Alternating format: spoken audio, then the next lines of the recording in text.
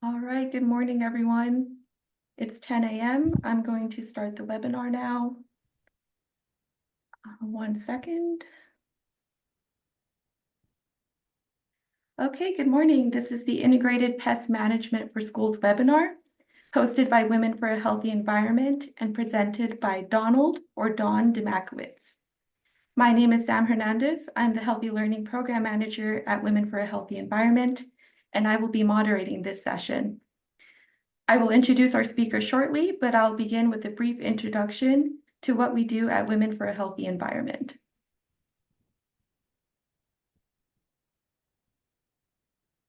Women for a Healthy Environment is a nonprofit organization that empowers underserved communities to build resilience, promote equity, and safeguard children from environmental health hazards. We collaborate with families, schools, and early learning centers to create healthy environments where children can flourish. Guided by science, we advocate for policies and programs that foster equitable lives free from environmental harms. At Women for a Healthy Environment, we have 3 main program areas: healthy homes, healthy schools, and healthy early learning, along with health policy.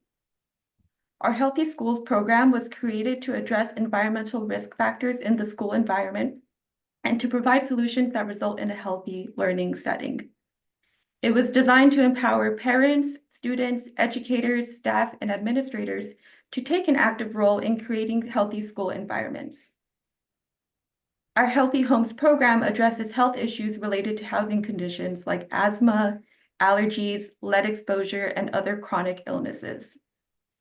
Poor housing conditions like chipping or peeling paint, pest infestations, and holes in the walls can be detrimental to health.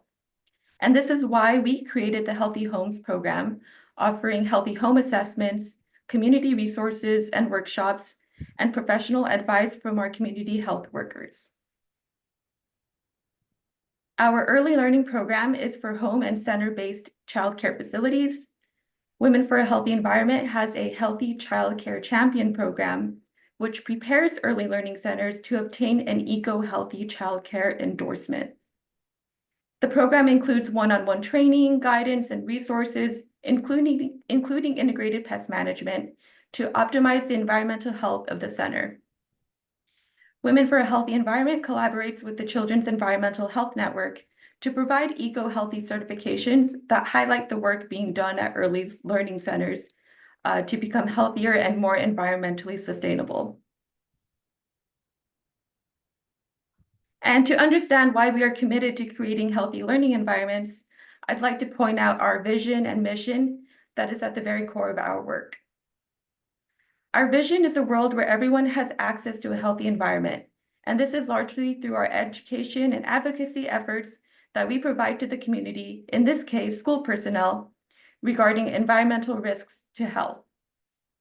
More importantly, we provide action steps to address those risks and advocate for solutions for environmental protection so harmful exposures don't happen in the first place. Lastly, our mission is to use a scientific approach to achieve equitable lives free from environmental hazards through advocacy and community-based programs. We provide technical assistance to schools and childcare centers so that they can be ambassadors about environmental risks to help them make healthy choices for the children in their care and to implement environmentally sustainable protocols in their facilities. We know that children are a very vulnerable group when it comes to toxic chemical exposure and other environmental health hazards. Together, we work to create a healthy environment starting early on in a child's life in childcare centers and on to K-12 schools. This is to ensure children have a healthy space to live, learn, and play. When children have healthy environments to learn in, concentration and academic performance is improved, and this goes for staff as well. Now I'd like to introduce our speaker and the program that he is speaking to us about. The PA IPM program is a collaboration between Penn State's College of Agricultural Sciences and the Pennsylvania Department of Agriculture. And this provides educational and logistical resources to help develop and implement effective, sustainable, and environmentally conscious pest management practices throughout Pennsylvania's diverse regions and sector-specific needs. Based in Harrisburg, Donald, or Don, offers free consulting services to any Pennsylvania school seeking expertise and advice while developing and implementing their state-mandated IPM plans. As part of his role as a school IPM program assistant, Don works with school administrators to establish and sustain integrated pest management programs in schools and daycare centers, as well as provides training and educational resources for teaching IPM concepts in school. I will leave Don's contact information for the end of the presentation, but without further ado, I will pass it over to Don.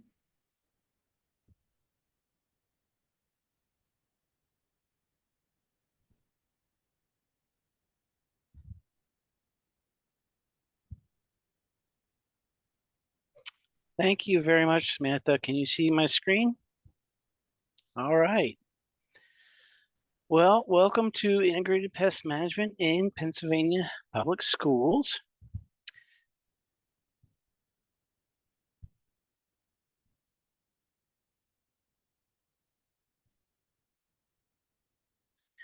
Today, I'm going to cover what integrated pest management is, pests and pesticides, reducing risks from pesticides, integrated pest management policies and practices for schools, using integrated pest management in some examples, and the benefits of integrated pest management and how Pennsylvania Integrated Pest Management, our organization, can help. Just to let you know, on a daily basis, what I do is I answer calls. I answer calls from schools who need help with their integrated pest management programs. I answer calls from parents who have concerns about pesticide uses in their schools. I answer calls from plant inspectors. They are men and women who go around and inspect restaurants as well as schools and other facilities for pests and pesticide usage. And I also, as I am doing today, share information on the technicalities of integrated pest management in schools. So I'm available every day, every weekday at any time, and I'll include my contact information at the end if you have any questions about this presentation or any questions about integrated pest management in your schools. So, what is integrated pest management? Everybody has a little bit different definition, but in general, integrated pest management is the safe, long-term pest control, emphasizing preventive measures using multiple tactics that are least toxic to both humans and the environment. In other words, reducing pesticide use, but still effectively controlling pests in schools. Integrated pest management is actually legally required in schools, and I'll explain that to you later in the slideshow. The reason we have to have integrated pest management is because not only do some pests bite and sting like bees, but they also spread bacterial and viral diseases like ticks and Lyme disease, or roaches spreading bacteria to food. And the other thing that pests can cause is asthma. Both roaches and mice they shed skin cells, hair, and exoskeletons, and people can easily become allergic to roaches and mice, and it can trigger severe asthma. So we have to control pests in schools. If pests aren't controlled, they'll be shut down for sanitary reasons. So some form of control of pests is going to be necessary. And they have legislated that we use integrated pest management in all public schools, as well as child care facilities. So what is a pesticide? Pesticides are chemicals designed to kill a pest. They include insecticides, rodenticides, fungicides, and herbicides. But in this presentation, I'm going to try to use the word pesticide rather than insecticide or rodenticide. In some cases, I might have to use the word rodenticide, but I use the word pesticide because it includes all of the below: insecticides, rodenticides, fungicides, and herbicides. They're all regulated by the United States Environmental Protection Agency, and then they have to be approved by the Pennsylvania Department of Agriculture for use in Pennsylvania. Our grandparents, actually, some of you are younger than me, your great-grandparents, often the first and only response to a pest problem was grab a pesticide. So you had beetles eating your beans in your garden, spray pesticide. If you had an ant crawling in your basement, spray pesticide. Problem is, historically, as we use more and more pesticides on our everyday pests, they became resistant to the pesticides. So we had to use 2, 4, sometimes 10 times the amount of insecticide to kill the same pest. So around the year, a little bit before the year 2000, 1990s, they decided that we need to incorporate more controls other than just pesticides for our problems. Because if we keep using the same chemicals over and over again, the pests become resistant to them, and then they fail. And then, so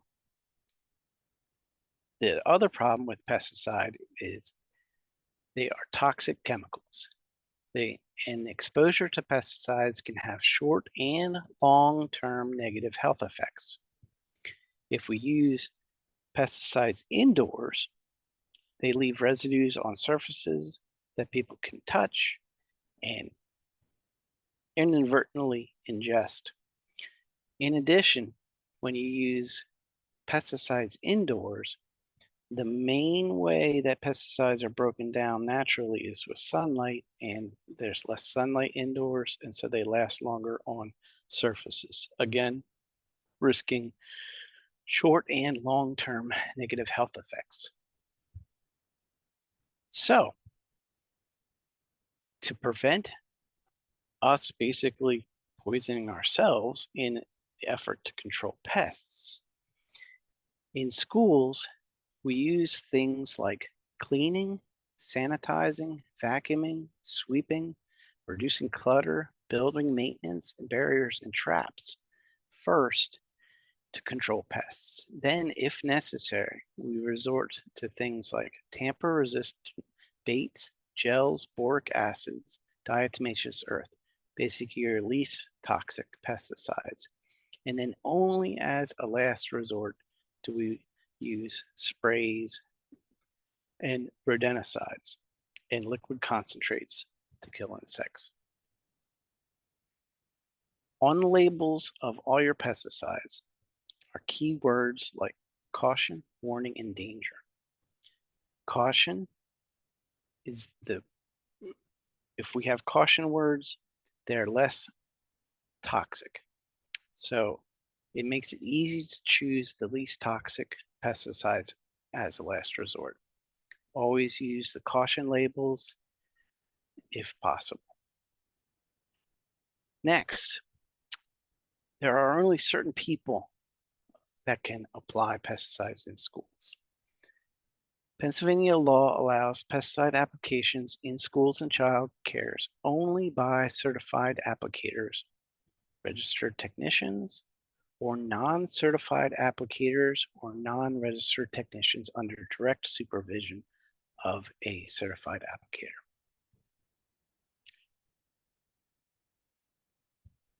So in a school, Theoretically, you would never find a teacher's desk having a can of insect spray or a custodian having an insect spray or anyone else having pesticides in their possession and using them because only licensed applicators can apply pesticides in schools.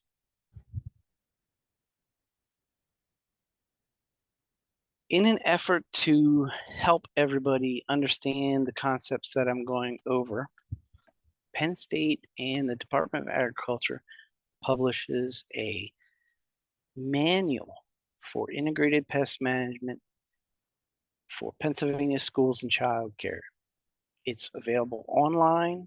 It's easy to search for. Just type in Pennsylvania or PA IPM, a how-to manual. That'll take you to a link that you can use to download a free version of this 200-page manual that's just jam-packed with information on actual individual pests that you'll encounter and recommendations for control of those pests. In general, the process that we use in integrated pest management is first identify what pests you have and what conditions are allowing them to thrive. Then prevent and exclude those pests from getting in, inspect and monitor for them going forward.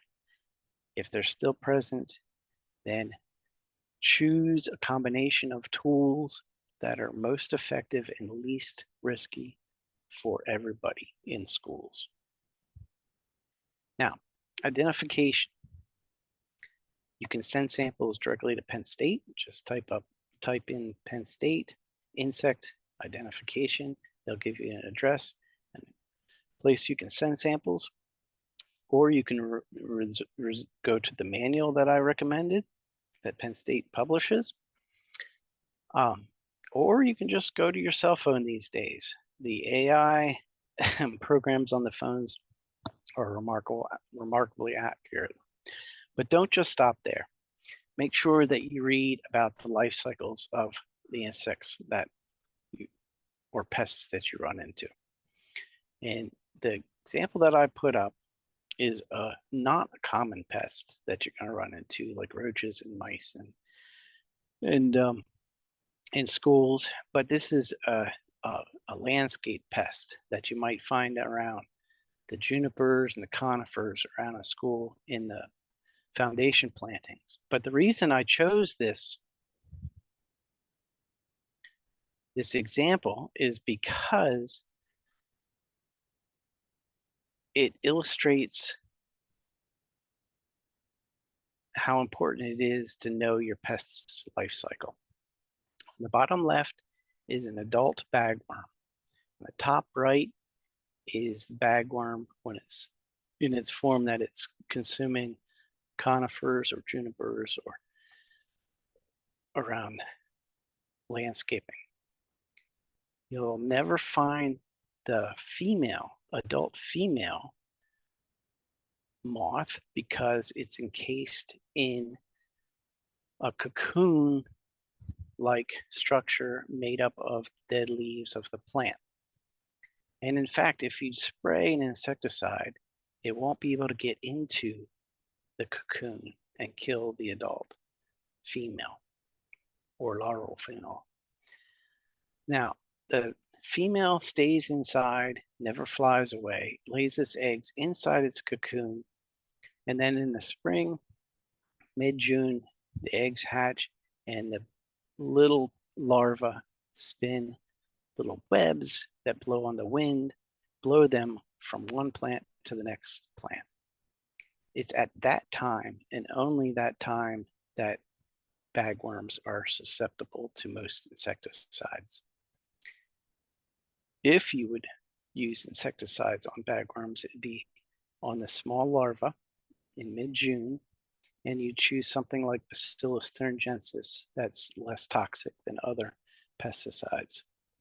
It's just a good example of why understanding The insect's life cycle is just as important as finding out what your pest is. Next, in the list of things to do, steps of IPM is keeping pests out. There's lots of different things that we do in the building itself to make sure pests can't get in. On the bottom left are door sweeps, sorry. They wear out and they need to be replaced. But if doors don't have door sweeps, small things crawling under our doors. Second photograph is open doors. If people prop doors open, it's just an open invitation for flies, whatever, to fly directly into the building and cause problems. The third photograph at the top is screens. Periodically, we need to go around and examine the screens because people poke holes in them and no one reports them. So every now and then, inspection of screens has to be done around schools. Next right photograph is little cracks around pipes going into a building. Pipes are kind of like little highways for mice to get into buildings. And if at the end of the pipe, there's a hole into the building, they're going to follow the warmth into the building. The last photograph is boxes and backpacks. Unfortunately, a lot of our pests are delivered to our schools. In the boxes that we receive of supplies, and sometimes even students carrying them in their backpacks. The solution for that is education. Teaching everybody what insect pests can be transported, which ways. People need to understand that unpacking supplies quickly and getting the recycled cardboard outside of the building helps control or prevent the importation of things like cockroaches. Next, preventive measure, and it may seem obvious to you, and I don't mean to be demeaning, but we need to remove pests, food, and water. So, for example, and this will happen, somebody drops a piece of candy and it rolls underneath a radiator. That piece of food will be found by something, and that something will multiply and become a pest problem. So on a day-to-day basis, we need to keep all of the food in pest-proof containers, like a Rubbermaid container. And we need to clean on a regular basis, sometimes, maybe not daily or weekly or even monthly, but periodically we have to pull furniture and equipment out, move it, and clean behind it to find those, lollipops and stuff that get dropped behind a radiator. Some of the newer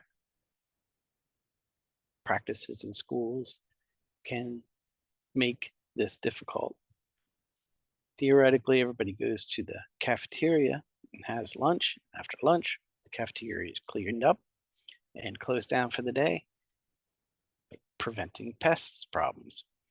But these days, there are some different things being tried out, like breakfasts in schools, and some schools have coffee bars, and food is moved here and there and consumed all over the place.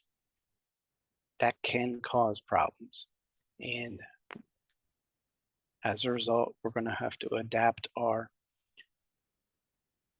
policies to make sure that crumbs and spills are cleaned up promptly and to prevent bigger problems in the future. The next preventive measure is remove pest harborages. This past week, I ran into a problem. not my house, but a relative's house. I borrowed it for vacation, and there was actually 2 mice inside the house. And when I was catching the mice, my wife looked into the storeroom, and it was basically cluttered. And she said, "You know, after seeing this, I'm going to go home and clean up our storeroom too, because if a mouse gets loose in it, it's going to be very difficult to find." So it's a fact of life. Things get messy, certain areas get messy, but when it comes to pests, we have to make sure we clean up those, catch-all places. We need to put them on shelves, put them into Rubbermaid containers, um, because once pests get into that area, they're extremely hard to control. In fact, if you use a contracted pest control company, they can come into a messy room and say, "We can't do our job here. Our products won't reach your insects problems." So they can actually refuse service if there's really messy areas. So it's really a key point to keep everything neat and clean. Next preventive step is regular inspection. A lot of schools hire pest control companies to provide monthly service. They send somebody out with a bright flashlight, look underneath, behind things, look for signs, feces. They also set little glue traps, and nighttime pests get stuck on the glue traps, and then they report to the school what if there are any problems. But I just want to emphasize that it's really important to write down those results. If you don't write them down, then you may not recognize any pattern is going on. If you have to write down when it happened, who found it, and what the pest was found and how many of them. And then you need to sit down with your records and recognize patterns such as locations. If you're finding small numbers of catches repeatedly in one area, then you're going to have to re-examine sanitation in that area. You're going to have to re-examine storage of things in that area.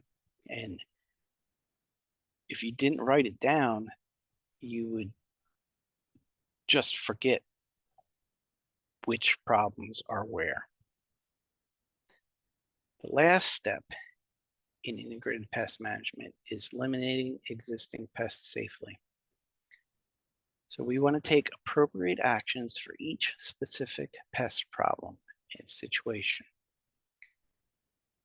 We're not writing down general statements like, whenever you find this, spray this, because we want to use the least risky controls. In addition, pest management in schools have a special set of laws to follow. And as you'll see from the next few slides, it's actually very time consuming to use pesticides in schools. A lot of paperwork involved. So that's why we slow down and we examine each pest problem one by one. Now, integrated pest management laws in Pennsylvania are regulated by the Pennsylvania Department of Agriculture. Only licensed pest control operators can legally apply pesticides in schools and daycares. All schools have to adopt an integrated pest management plan, and they have to establish notification systems when pesticides are applied in schools. I'll go into that in more detail because there's a lot to it. The first part was an integrated pest management plan. This is an example of a plan for a school in general. And if you don't have one for your school, you can contact me. I can set you an electronic version of this that's easy to adapt to your school. It'll have things in it like an integrated pest management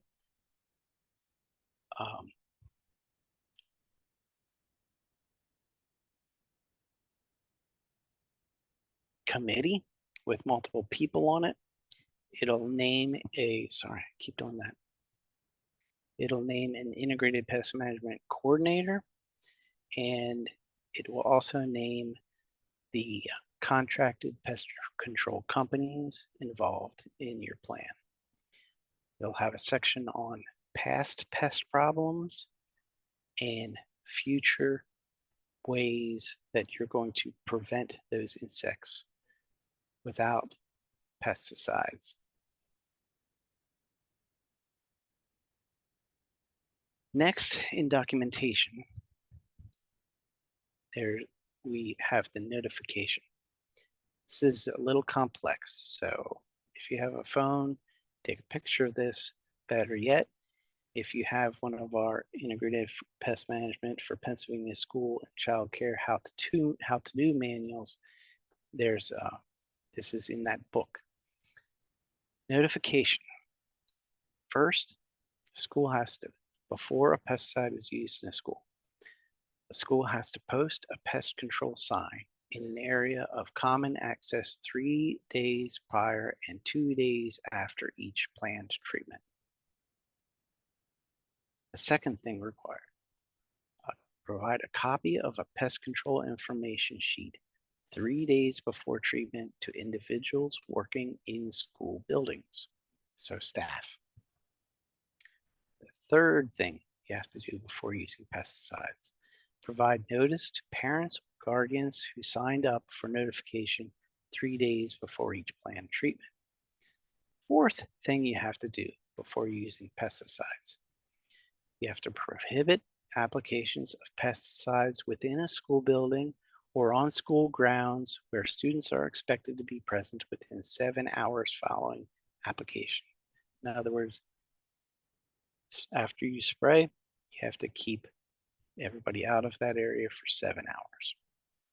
The fifth thing you have to do is maintain detailed records of all chemical pest control treatments for 3 years. This is where I was saying we have to address every pest situation separately because of all of the paperwork necessary to use pesticides. If possible, schools will use non-pesticide solutions just to avoid all this paperwork. Break that down one by one. The first thing that needs to be done is it's the responsibility of the pest control applicator to supply the chief school administrator or building manager or integrated pest management coordinator with a pest control information sheet.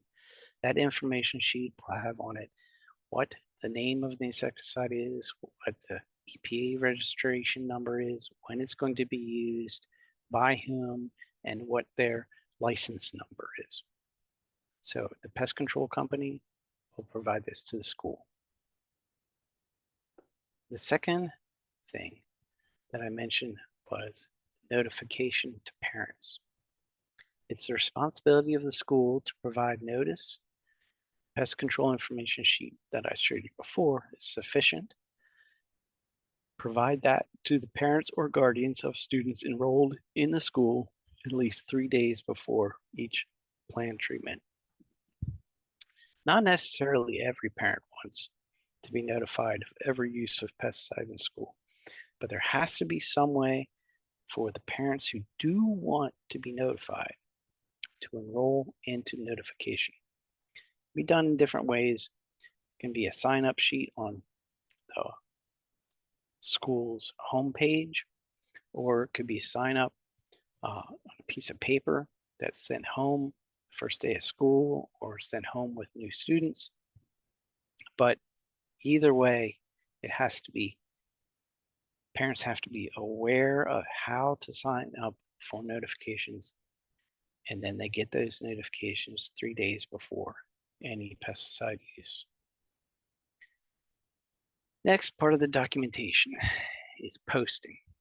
Before every use of pesticide, indoors or outdoors, insecticides, fungicides, rodenticides, you need to post a sign 3 days before that application.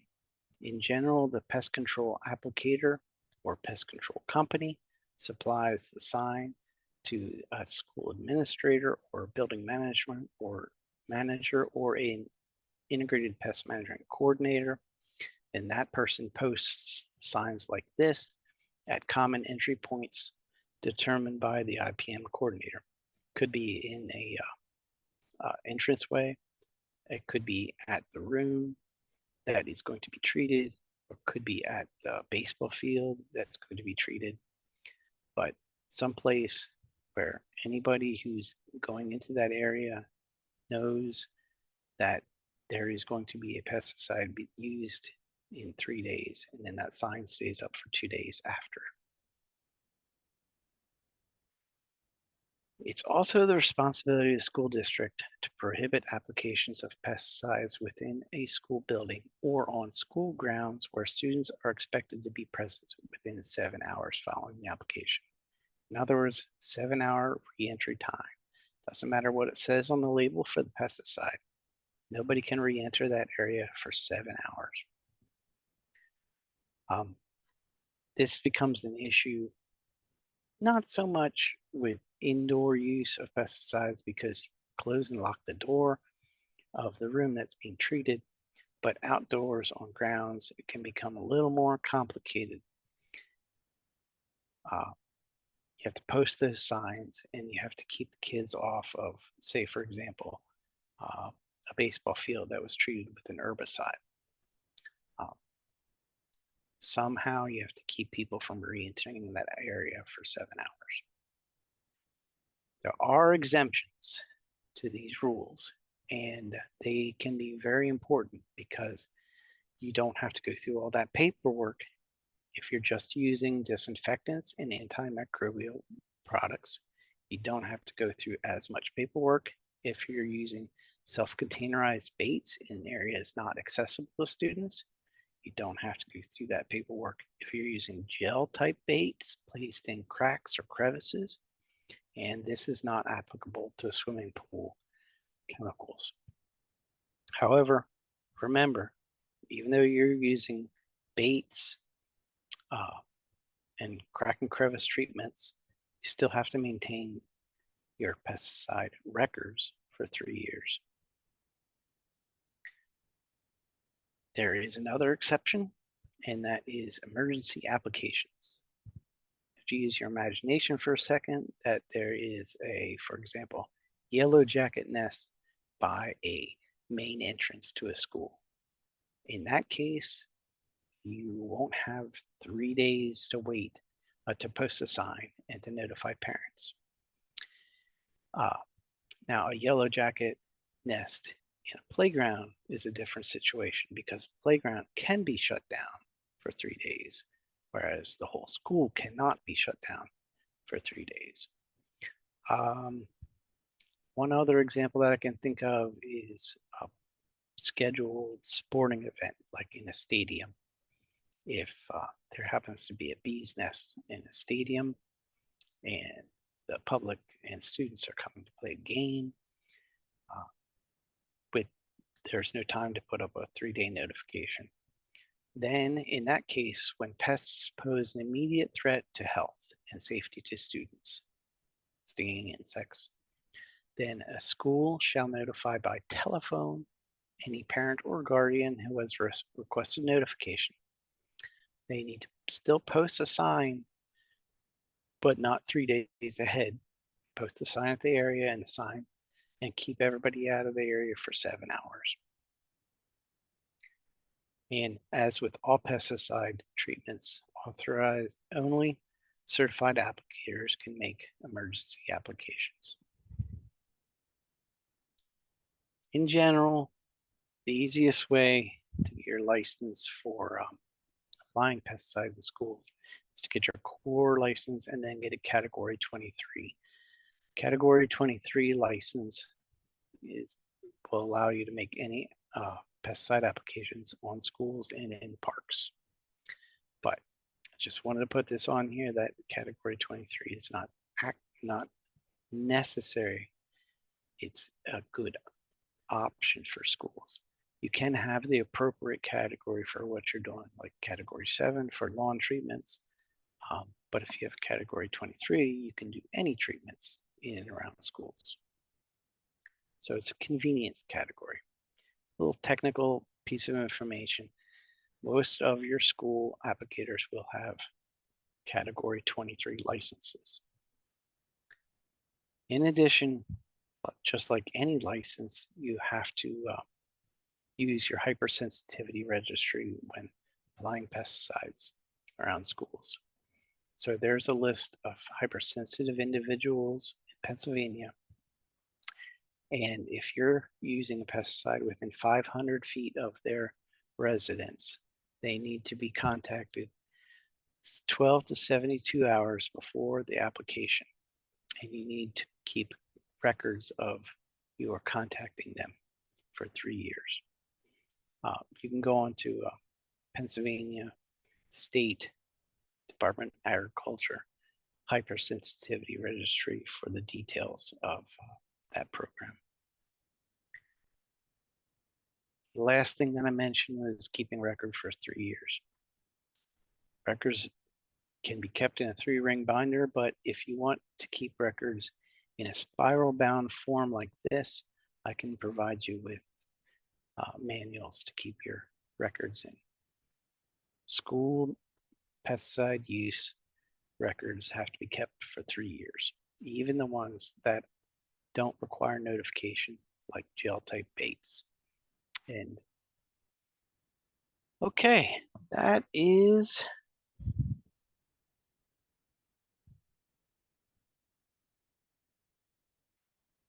most of what I have to present. I'm just going to go through 3 quick examples of how you could use what I was explaining to you on a day-to-day basis. If you run into ants in school, first thing you think about is, after you identify them, why do we have this problem? It's usually food or water. Where do ants live? They nest. Understanding your insect, you read about it, you realize they nest in the ground, outside the building, and then workers leave a trail, chemical trail, to the food inside of your building. They get through holes in the wall, cracks in the mortar and under windows.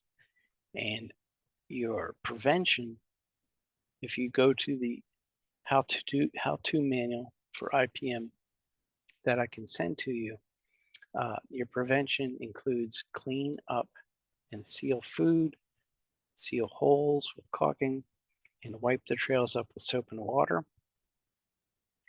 If it's still a problem, best solutions are enclosed baits that the ants will carry back to the nests and kill the colony. It will take time, but it's the safest pesticide formulation to use for ants. Sprays don't generally solve ant problems. They find a way around the spray. Sprays break down fast. Think about sunlight. I mentioned sunlight breaks down pesticides. And sprays also lead to a risk of exposure by touching and breathing by students. Cockroaches are another common problem in school. They move in for food and warmth. Once they find food, they live nearby and multiply quickly. And roaches are every single place that humans live and work. Their life cycle, they carry around their eggs in many cases the eggs hatch into nymphs. They have they have several instars until they look like adult roaches. They get in through cracks and crevices, and then they stay. And to prevent them, you need to properly contain food and get rid of trash quickly. You need to seal all your cracks and crevices. And if there's still a problem, then use enclosed baits, gels, and boric acid. Use sticky traps. They not only are a good way to keep track of how many there are, but they also kill them when they catch them. And try to avoid sprays again, because children will touch the residue, end up eating and drinking them accidentally. Mice, sorry, is another common problem in schools. They come in for food, warmth, nesting material. They multiply quickly. They get through little openings around pipes, drains. If you don't have proper screens over ventilation, they can get in.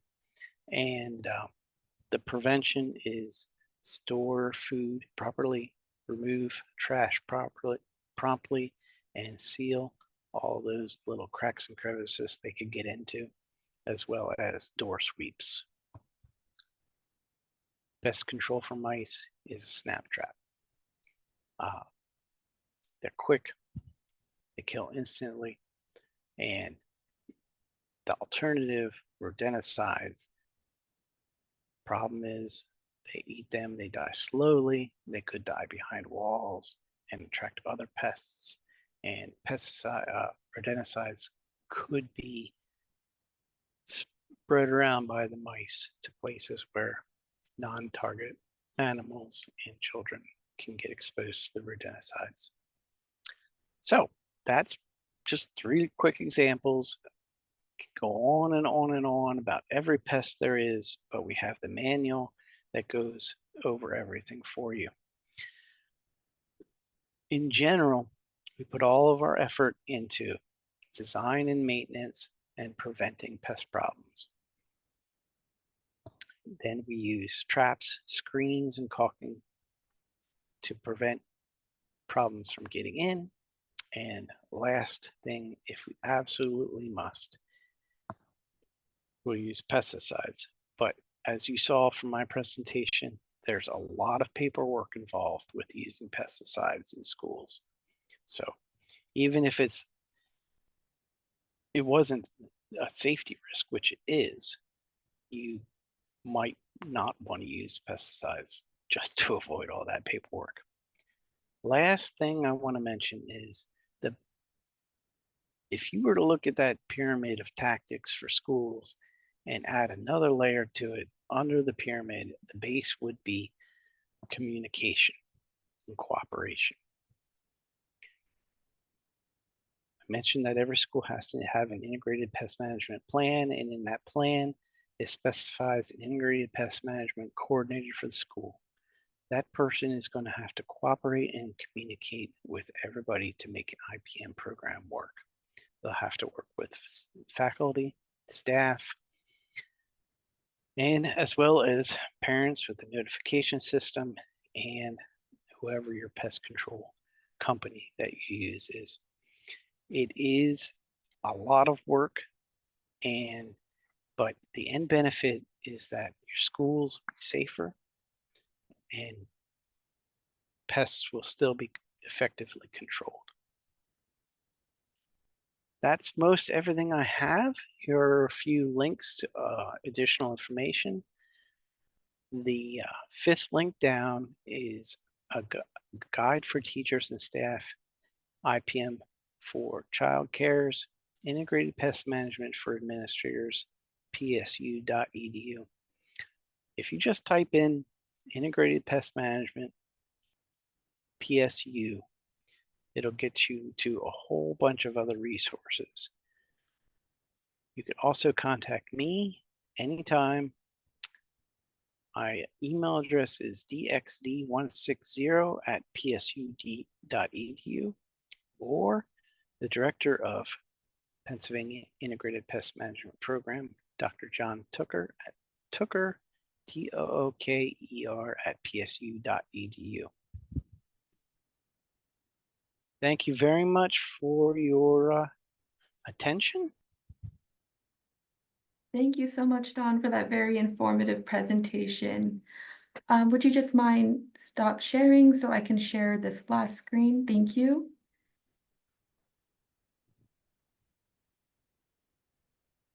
Okay, everyone, before we get to Q&A, I just want to share this quick survey that you can either scan with your smartphones, or I will drop the link in the chat for you to complete.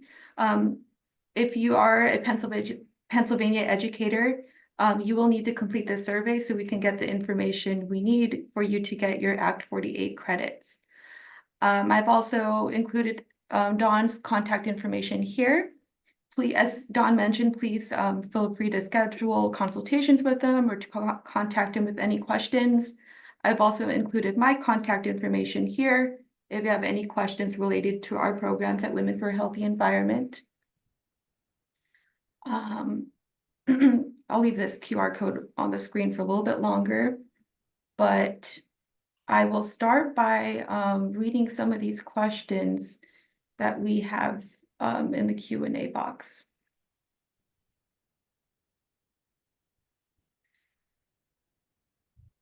Here's also a copy of the survey link. And this survey will also be sent in a follow-up email.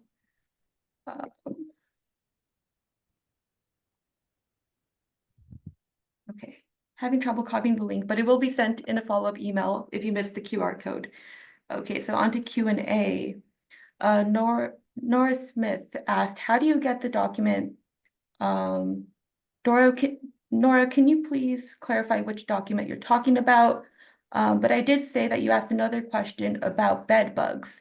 So what's a very effective way to get rid of bed bugs? Okay, bed bugs are very difficult to control.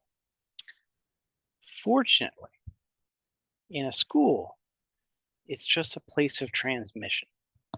Somebody would accidentally pick one up somewhere, carry it in their book bag or on their clothing to school, then it would fall off in the school. Problem is, somebody else may pick up the bed bug and carry it back home with them. But the school itself is just a point of transmission, a place where things are dropped off and picked up. They don't infest schools because bed bugs feed on people at night. There's no food in a school because nobody's sleeping in a school. So don't need to treat schools for infestations. I mean, I don't think anybody is sleeping in school. So besides during a very difficult class that they don't enjoy, but they're not sleeping overnight in school. So that schools aren't going to be infested by bed bugs. So we don't need to talk about treatment of schools at all. Because there are no infestations of in schools. What we need to talk about is transmission from one person to another person. And in schools, that cycle of transmission is broken by the school nurses. If a bed bug was found, fell off of somebody's belongings seen in a school, then the person to contact is the school nurse, because the school nurse can then examine people's belongings, hopefully find out through investigation who might have brought it in. Maybe not ever find out, but maybe they will. Then send paperwork home with that person, educating the parents to what bed bugs are. And then those people would take care of any infestation that they have at their house, and the bed bugs won't be brought back in again. So the person to contact about bed bugs is the school nurse. generally the IPM coordinator won't have any ability to examine people's belongings and break that transmission cycle. And generally, there won't ever be an infestation. There won't be multiplying in a school because nobody's sleeping in a school. They eat at night. So they're a real problem when they do become an infestation, but schools don't become infested. They're just a place of transmission. Thanks, Don. Next question from Clark White. What is a good substitute for MSMA now that it is no longer available? I'm not familiar with that compound, but I will look that up and I will get back to you. What was the gentleman's name? Clark White. And I can provide an email address after this. Okay. Um, Just to let you know, my background in pest management is mostly rodents. I spent a lot of years in R&D for a company that makes pest products. My other experience is mostly agriculture crops, but the same principles used in schools are used in agriculture. Thank you. I think we have time for one or two more questions. Lee Thompson asks, how are large bee or wasp nests eliminated?